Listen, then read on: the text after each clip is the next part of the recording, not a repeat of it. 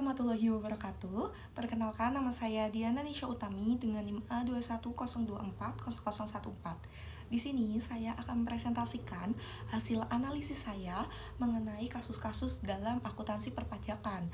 Yang pertama itu pajak apa yang timbul dari suatu transaksi dan berapa tarif nominalnya, bagaimana cara pengerjaannya, dan juga dianggap final atau tidak final, serta saya juga akan membuatkan jurnal beserta penjelasannya.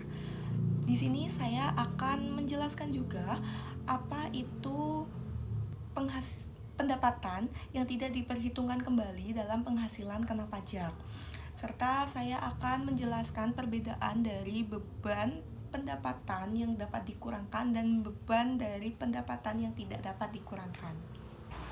Baik, yang pertama saya akan menjelaskan kasus akuntansi perpajakan dari transaksi yang diperoleh sebuah perusahaan. Perusahaan di sini ada PT Arta Niaga. PT Arta Niaga adalah perusahaan PKP yang pada tahun 2025 memiliki beberapa transaksi. Yang pertama itu ada transaksi berupa perusahaan menerima pendapatan sewa ruko sebesar 240 juta rupiah. Nah, pada penghasilan ini, pajak yang timbul adalah pajak PPh pasal 4 ayat 2 dengan objek pajak sewa ruko dan bangunan. Nah, pajak ini ditarifkan nominal pajak sebesar 10%. Dan pajak ini dianggap final karena pajak ini dianggap negara itu sudah lunas dan tidak digabungkan dengan penghasilan lain serta tidak diperhitungkan lagi di PPh badan. Jadi perhitungannya akan seperti ini. Nominal tarif nominal dari pajak PPh pasal 4 ayat 2 yaitu 10% dikalikan dengan pendapatan sewa ruko sebesar 240 juta yang diperoleh hasil 24 juta. Nah, berarti beban pajak dari sewa ruko PT Arta Niaga ini adalah 24 juta. Sehingga jurnalnya akan seperti ini. Kas itu adalah pendapatan bersih perusahaan, yaitu sewa ruko tadi dikurangkan dengan beban pajak, yaitu sewa ruko itu 240 juta dikurangi dengan beban pajak tadi 24 juta yang diperoleh hasil 216 juta rupiah. Nah, beban pajak itu adalah 10% tadi yang dikalikan dengan 240 juta, yaitu 24 juta. Nah, pendapatan sewa ini adalah pendapatan yang belum dikenakan atau belum diperhitungkan dengan pajak yang ditarifkan. Nah, kas ini masuk ke debit karena pendapatan yang perusahaan terima itu dianggap sebagai harta. Nah, harta bertambah ini masuknya ke debit. Harta ini juga adalah pendapatan bersih yang sudah dikurangkan. Jadi pendapatan ini itu dikurangkan dengan beban pajak yang diperolehnya itu adalah pendapatan bersihnya, sehingga kas bertambah itu masuknya ke debit. Beban pajak itu masuknya ke debit karena memang beban bertambah masuk ke debit karena saldo awal beban itu ada di debit. Kemudian pendapatan sewa ini sebesar 240 juta kita taruh di kredit karena pendapatan dianggap menambah modal. Semakin besar pendapatan, semakin besar keuntungan, dan semakin besar keuntungan akan semakin memperbesar juga modal. Yang kedua, perusahaan memiliki transaksi berupa menerima pendapatan jasa dari jasa pelayaran dalam negeri sebesar 1.500 juta rupiah. Nah, pajak yang timbul dari penghasilan ini adalah pajak PPh pasal 15 dengan tarif nominal pajak sebesar 1,2% yang diperoleh dari tarif pajak yang dikalikan dengan neto penghasilan, yaitu 30% dikalikan dengan 4% sehingga diperoleh tarif pajak sebesar 1,2%. Pajak ini dianggap final juga karena memang pajak ini dianggap perusahaan itu sudah lunas sehingga tidak diperhitungkan lagi di PPh badan dan tidak digabungkan lagi dengan transaksi lain. Nah, perhitungannya untuk pajak ini adalah 1,2% dikalikan dengan 1.500 juta sehingga diperoleh beban pajak sebesar 18 juta rupiah. Nah, beban pajak ini kita gunakan untuk mengurangi pendapatan jasa tadi, yaitu 1.500.000.000 rupiah dikurangi dengan 18 juta rupiah, yang sehingga diperoleh pendapatan bersih sebesar 1.482 juta rupiah. Sehingga jurnalnya akan seperti ini. Nah, pada kolom pertama terdapat kas. Kas ini diperoleh dari beban pajak yang dikurangi dengan pendapatan jasa pelayanan dalam negeri tadi. Yang ketiga, perusahaan memiliki transaksi berupa menjual kendaraan bermotor mewah sebesar 800 juta rupiah. Pajak yang timbul dari transaksi ini adalah PPN dan PPNBM. Kenapa PPN? Karena memang barang ini adalah barang yang termasuk diperhitungkan di pajak, dan PPNBM ini muncul karena barang ini dianggap mewah. Nah, PPN ini dikenakan tarif sebesar 11% dan PPNBM-nya itu 20%. Pajak ini dianggap tidak final karena pajak ini belum diserahkan perusahaan ke negara. Jadi, pajak ini ditarifkan ke penjual, lalu penjual menyerahkan ke perusahaan dan perusahaan menyerahkan ke negara. Sehingga negara belum menganggap bahwa pajak ini itu sudah lunas atau sudah selesai. Nah, jadi perhitungannya akan seperti ini. Di PPN itu 11% dikalikan dengan harga motor tadi, yaitu 800 juta, yang bertemu hasilnya sebesar 88.800.000. Dan untuk PPNBM-nya yaitu 20% dikalikan dengan 800 juta, yaitu 160 juta rupiah. Sehingga pembeli harus membayar harga kendaraan beserta PPN dan juga PPNBM-nya, yaitu menjadi 1.048 juta rupiah. Nah, untuk jurnalnya itu akan seperti ini.